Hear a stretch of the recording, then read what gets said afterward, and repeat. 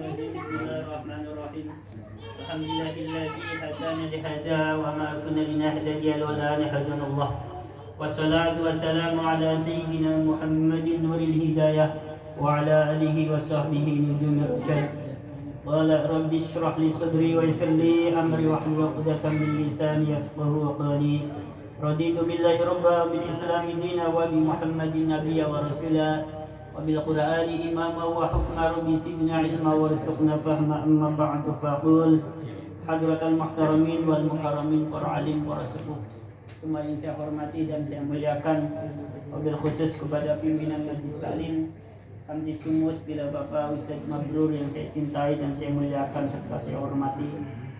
Tak lupa kepada senior kami, orang tua kami, Bapak RT Sanin, Bapak Joja, Bapak Mundasir, Bapak Rustam, Bapak Abdul Rahman, Bapak Mito, Bapak Toto semua. Semoga semuanya selalu diberi kesehatan oleh Allah Subhanahu wa taala dan panjang umur, istiqomah dalam menghadiri majelis taklim yang mulia ini. Tak lupa kepada rekan-rekan semuanya seide, senasib, seperjuangan yang saya cintai dan saya muliakan, rahimakumullah. Mari kita sama-sama membaca hamdalah alhamdulillahirabbil alamin. Sedikit ungkapan rasa syukur kita kehadirat Allah Subhanahu wa taala yang telah memberikan nikmat hidup yang begitu besar dan begitu banyak kepada kita sekalian. Di antara nikmat hidup yang masih dapat kita rasakan bersama-sama sampai di malam hari ini, alhamdulillah kita semuanya diberikan kemampuan oleh Allah Subhanahu wa taala untuk bisa berinteraksi dengan masyarakat secara baik dan benar. Yang mana berinteraksi dengan masyarakat secara baik dan benar ini merupakan sunnah para rasul, sunnah para nabi, sunnah para sahabat, sunnah para tabi'in, sunnah para pengikutnya tabi'in, sunnahnya ulama salaf dan ulama khalaf. Apakah yang dimaksudkan berinteraksi dengan masyarakat secara baik dan benar? Yang dimaksudkan berinteraksi dengan masyarakat secara baik dan benar disampaikan oleh Al-Imam An-Nawawi Ad-Damaskusi di dalam kitab Riyadhus Shalihin. Beliau menjelaskan bahwa berinteraksi dengan masyarakat secara baik dan benar diantaranya adalah menghadiri sholat Jumat. Jadi dengan menghadiri sholat Jumat itu artinya kita telah serawung, bermasyarakat, bergaul. Begitu juga ketika kita menghadiri sholat Idul Adha, Idul Fitri, ini juga termasuk bermuamalah atau berinteraksi dengan masyarakat, serawung, bergaul. Termasuk di antaranya adalah menghadiri majelis zikir, majelis taklim, majelis selawat seperti ini. Dijelaskan oleh beliau di dalam kitab Riyadhus Shalihin adalah termasuk bermuamalah atau berinteraksi dengan masyarakat secara baik dan benar. Masih ada lagi yang dimaksudkan dengan berinteraksi dengan masyarakat secara baik dan benar adalah menengok apabila ada teman atau tetangga yang sakit, termasuknya adalah melayat apabila ada tetangga yang meninggal dunia. Satu lagi dijelaskan oleh beliau, membantu atau bantu tolong menolong dalam kebaikan, ini juga termasuk adalah berinteraksi dengan masyarakat secara baik dan benar. Ini merupakan sunnah para rasul, sunnah para nabi, sunnah para sahabat dan seterusnya. Alhamdulillah, jadi dengan menghadiri majelis taklim seperti ini, kita artinya telah menjalankan sebagian dari sunnah para rasul dan sunnahnya para nabi. Alhamdulillah. Saudaraku rahimakumullah, semua yang saya hormati dan saya muliakan, salawat serta salam semoga tersanjungkan pada baginda Nabi Muhammad sallallahu alaihi wasallam. Mari kita lanjutkan pengajian kita dalam ilmu fikih, masih dalam pembahasan seputar sunnah haid dalam sholat. Ya. Kemarin sudah kita mulai pembahasan tentang sunat hayat dalam sholat.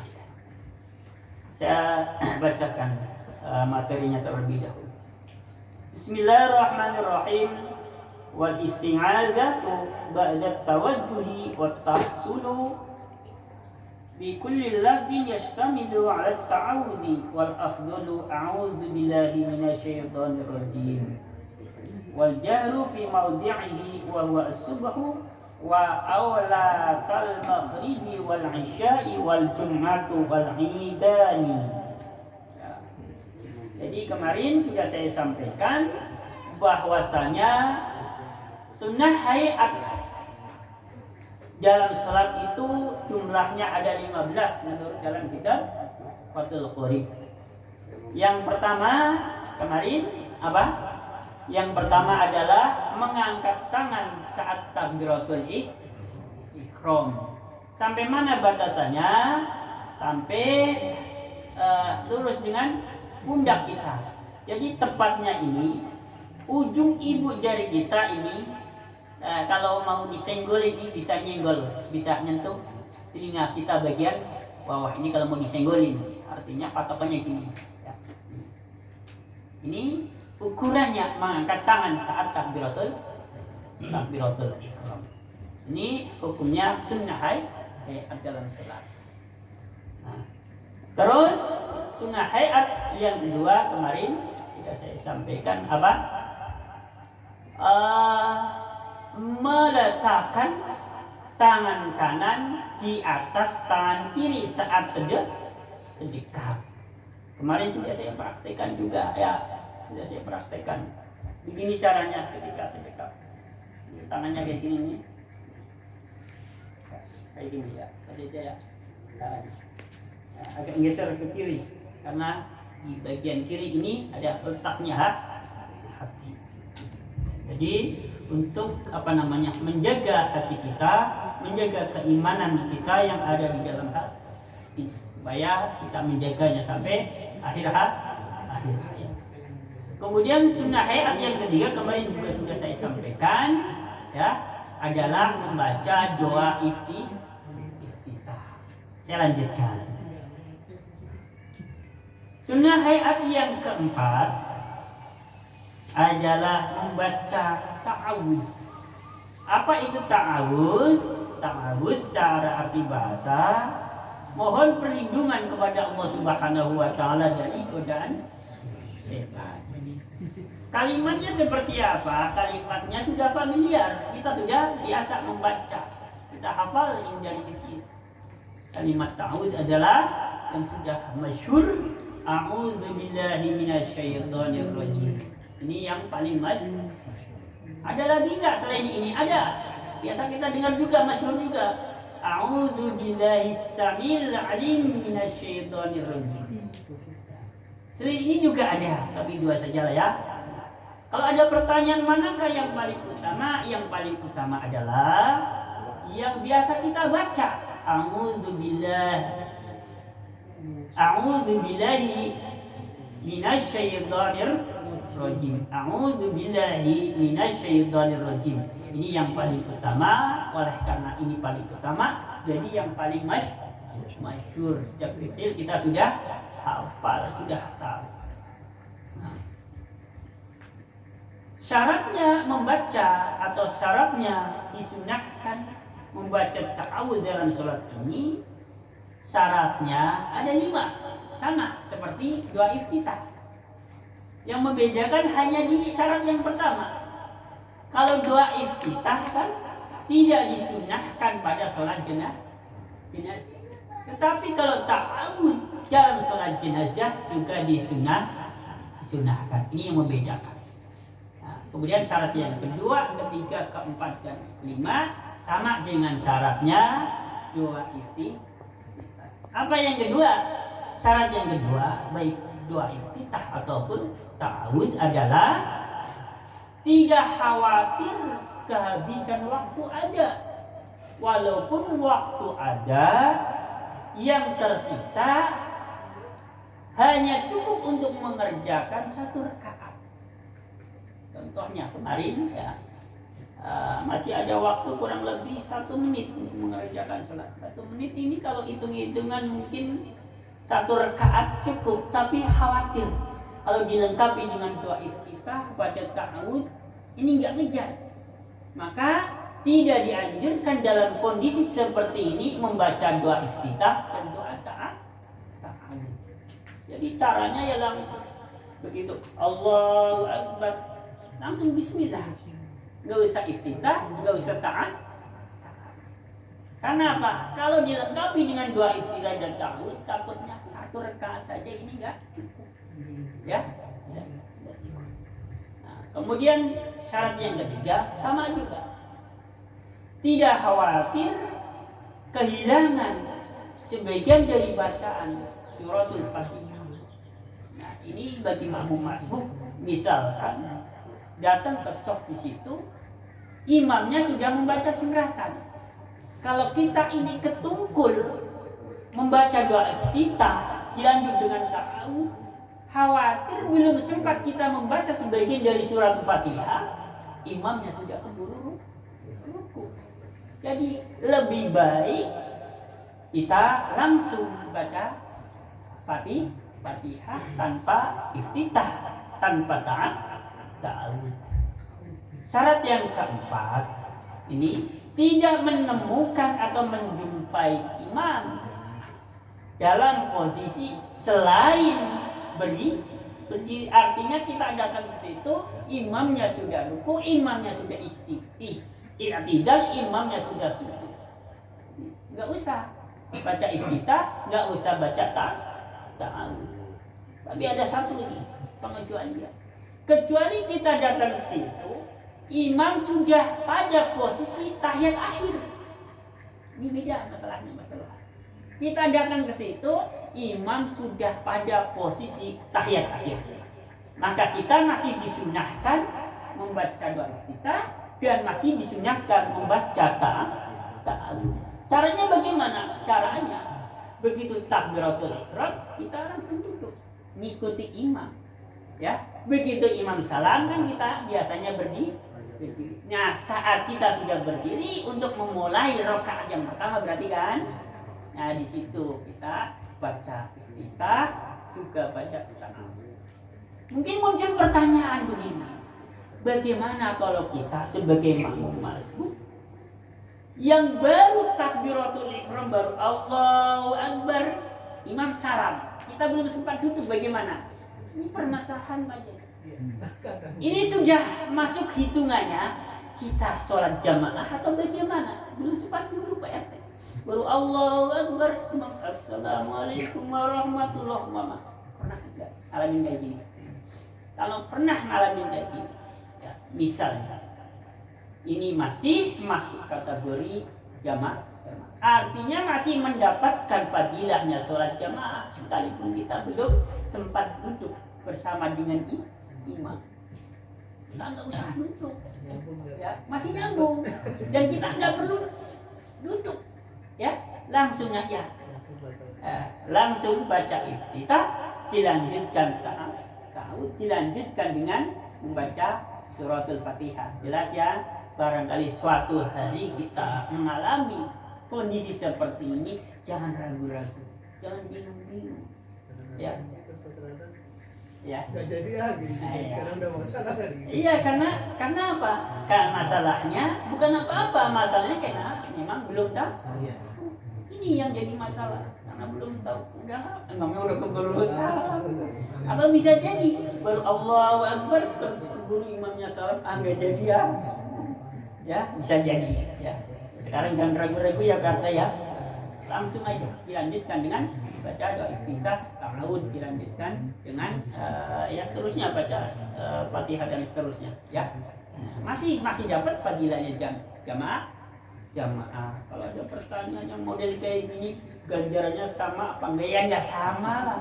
Enak banget. Mulai dari awal takbiratul ihram sama yang datang belakangan. Ya, kalau pahalanya sama enggak sama. Dalam keterangan dalam ilmu fikih itu apa pahalanya orang sholat berjamaah itu enggak sama dengan yang dari awal urusan terus ketinggalan 1 rakaat, ketinggalan 2 rakaat, ketinggalan 3 rakaat, itu nggak sama, ya, nggak sama.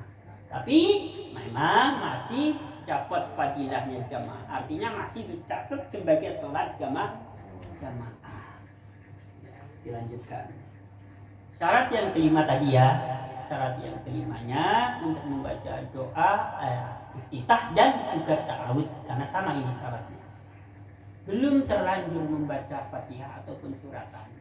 Jadi apabila sudah terlanjur membaca Fatihah ataupun suratan, baik lupa ataupun sengaja, maka tidak perlu diulang. Contohnya begini. Sudah, misalkan sudah Bismillahirrahmanirrahim, Alhamdulillahirabbil alamin. Baca ta'awud ya. Diulang. Bismillahirrahmanirrahim. Ya, itu aturan dalam kitab fiqh. Tidak perlu diulang apabila terlanjur membaca suratul Fatihah ataupun suratan. Ya, apabila memang sudah terlanjur, itu syaratnya. Dilanjut. Bismillahirrahmanirrahim. Itu baru 4 ya. Baru 4. Sunnah hayat yang keempat tadi membaca ta'awud. Sunnah hayat yang nomor 5, membaca jahar pada tempatnya jahar. Membaca keras atau kencang pada tempatnya. Di mana saja tempatnya membaca bacaan keras? Sholat subuh, ya. 2 rakaatnya maghrib yang pertama, berarti rakaat pertama dan kedua. 2 rakaat sholat isya, berarti rakaat pertama dan kedua. Terus sholat Jumat dan sholat Idul Fitri dan Idul Adha. Ini namanya membaca jahar pada tempatnya jahar. Berlaku bagi siapa? Li khairi ma'mumin. Berlaku bagi selain daripada makmum. Selain makmum itu siapa? Ada imam, ada munfarid. Munfarid siapa? Munfarid artinya orang yang sholat sendirian. Jadi kalau ada pertanyaan, boleh tidak orang sholat fardu? Tadi misalkan maghrib, isya, subuh, pada tempatnya jahar, membaca jahar, sholat sendirian. Boleh. Sunnah. Karena berlaku ini bagi munfarid dan imam. Jadi jangan kaget apabila melihat, menyaksikan ada orang sholat sendirian kok bacaannya kencang. Tapi ya mohon maaf, jangan pakai mikrofon ya Mas Dini. Mentang-mentang diperbolehkan sholat sendiri pakai mikrofon. Ini bercanda ya, tapi serius ya. Wah, ini bikin sensasi. Sholat munfarid pakai mikrofon ya jangan ya. Ini bercanda tapi ya serius. Sekarang ada pertanyaan lagi begini. Batasannya jahar dan sir itu seperti apa? Ya, jadi menurut penjelasan di dalam kitab Al-Juri ini, batasannya jahar, ya, ukuran bacaan tersebut dikatakan keras atau kencang, itu ukuran seperti apa? Sekiranya orang itu membacanya melebihi dari pendengarannya sendiri, bisa didengarkan oleh orang lain yang ada di dekatnya, di belakangnya persiskah, di sampingnya, kanan, kiri, di depannya bisa mendengar bacaan kita. Ini namanya sudah disebut sebagai bacaan yang jahar atau keras. Jelas ya? Sebaliknya bacaan sir yang bagaimana bacaan sir ukurannya? Sekiranya cukup untuk didengar diri kita sendiri. Jadi kalau sampai ada orang lain yang mendengarkan, ini bukan masuk kategori sir, tetapi masuk kategori jahar. Muncul pertanyaan, daripada nanti kedengaran orang lain, umik-umik saja bagaimana? Umik-umik ini bahasa Jawa aja. Tahu aja umik-umik. Ini cuman umat kami baca mantra kali umat kami ya, komat kami saja tidak ada suara, boleh tidak boleh. Walayak fi tahriku lisani, tidak cukup hanya menggerakkan lisannya tanpa ada suara. Jadi namanya membaca harus ada suaranya, sekalipun hanya telinga kita sendiri yang mendengar. Itulah bacaan. Ini untuk suratul Fatihah dan suratan setelah Fatihah. Ini sunnah hayat yang kelima, yakni membaca jahar pada tempatnya jahar. Sebagai contoh, sholat subuh, sholat maghrib yang pertama dan kedua, sholat isya yang rakaat pertama dan yang kedua. Terus membaca sir pada tempatnya sir, contohnya sholat zuhur dan sholat asar, ditambah rakaat ketiga pada sholat maghrib, rakaat ketiga dan keempat pada sholat isya. Jangan dibaca kencang-kencang di rakaat ketiga dan keempat, ya, karena memang bukan tempatnya adalah dibaca dengan pelan, sir, lawan kata dari Saudaraku rahimakumullah, semuanya saya hormati dan saya muliakan. Nah, sedikit nih, sebentar. Ada yang perlu diperjelas? Ada yang perlu disampaikan tidak? Saya tunggu, monggo.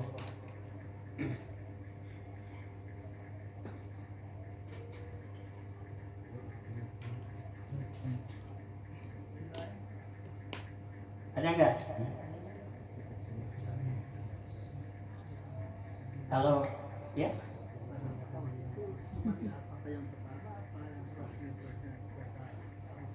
ya ini pertanyaan sangat bagus ya.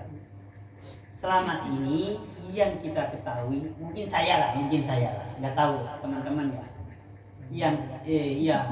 Yang diketahui banyak orang lah paling tepat. Ya mungkin diantara segini ada yang tahu. Yang secara umum diketahui bacaan ta'awudz itu adalah di rakaat pertama. Tapi menurut penjelasan dalam Ihya Ulumuddin Imam Ghazali dan juga menurut penjelasan dalam kitab Ad-Durri ini, bahwa bacaan ta'awudz itu juga disunahkan atau berlaku pada rakaat-rakaat berikutnya, tidak hanya berlaku di rakaat pertama saja. Ya, sudah jelas ya, Bapak Ustaz Mabrur. Ini alhamdulillah mungkin baru kali ini ada pertanyaan yang bisa saya jawab tanpa ragu-ragu, karena memang baru saja dibaca, artinya bahasanya lagi anget-angetnya, jadi masih betul-betul masih ingat. Jadi bukan ingat-ingat lupa. Ada lagi nggak? Jelas ya? Kesunahan ta'awudz itu ada setiap rakaat. Ada lagi nggak? Kalau nggak ada atau belum ada, saya tambahkan. Pertanyaan: bagaimana apabila kita mengqadha sholat fardu? Ya, mengqadha sholat fardu yang mau kita qadha sholat yang dikerjakan di siang hari, zuhur dan asar. Ini kan aturannya dibaca sir. Kalau kita mengqadha sholat yang dibacanya sir, tetapi kita kerjakan di malam hari di tempatnya sholat bacanya, maka prakteknya adalah mengikuti tempatnya. Contohnya kalau kita mengqadha sholat zuhur di waktu maghrib atau waktu isya malam lah ya, maka kita tetap disunahkan dengan bacaan jahar. Jadi sholat zuhur di rakaat pertama, kedua dibaca jahar, kayak sholat isya. Ya. Tapi kalau ini mengerjakannya di malam, sebaliknya kita mengqadha sholat maghrib, mengqadha sholat isya, mengqadha sholat subuh, tetapi mengerjakannya di siang hari, maka prakteknya mengikuti cara sholat yang dikerjakan siang hari, yakni semuanya dibaca dengan sir, baik ketika kita sholat sendirian ataupun mengqadha dengan cara jamaah. Jelas ya? Ini ada permasalahan yang unik, menarik ya. Jadi ini barangkali yang bisa saya sampaikan ya. Kalau sudah nggak ada yang perlu diperjelas, saya sudahi dulu di pertemuan kali ini. Ada nggak? Sudah? Ya. Ragu atau lupa baca surat Al-Fatihah, saya Pak salat nih, Ya. kita baca surat, aduh Al-Fatihah belum ya, terus lupanya ini atau ragunya masih di situ. Artinya belum misalkan rukuk. kita sedang mengerjakan sholat di rakaat yang pertama, pokoknya masih posisi berdiri. iya berdiri waktu ya misalkan rakaat pertama lah, Ya, rakaat terus pertama. baca Ya, doa kita, ya, terus kan kita baca surat lah. ya. Berarti posisi kita saat ragu-ragu ini tadi dia baca Fatihah belum ya? Iya. Ini sudah baca suratan. Ya surat. Nanti insya Allah ya, ini buat PR saja ya. Daripada saya ragu saat jawabannya tidak meyakinkan karena ini mencakup. Iya apa langsung itu apa? Belum dah. Awat langsung diulang Fatihah itu. Ya baik, ini pertanyaan yang sangat bagus ya. Karena bagusnya pertanyaan ini ya, daripada saya ragu dan daripada salah. Ya, kalau kau benar, kalau ragu-ragu juga nggak enak juga. Ya. Saya seringnya Ya. itu kadang rakaat pertama ada beda. Insya Allah Mas Tolha pada pertemuan mendatang Insya Allah ada jawabannya yang insya Allah bisa dipertanggungjawabkan karena saya membaca dulu ya. Jangan sampai ingat lupa buat jawaban. Nggak enak kayaknya, buat saya juga nggak enak, buat yang mendengarkan, buat yang menanyakan juga kayaknya juga nggak enak kayaknya, menurut saya. Saya yakin saya nggak enak, panjenengan yang lain juga nggak enak. Tapi kalau saya yakin betul sesuai dengan penjelasannya ada, insya Allah sama-sama. Ya, ini masalah ilmu. Jadi biarlah saya harus membuang rasa gengsi, rasa malu ya. Ya, buang jauh-jauh perasaan itu. Insya Allah. Akhirul qawli billahi taufiq wal hidayah wa Wassalamualaikum warahmatullahi wabarakatuh. Waalaikumsalam.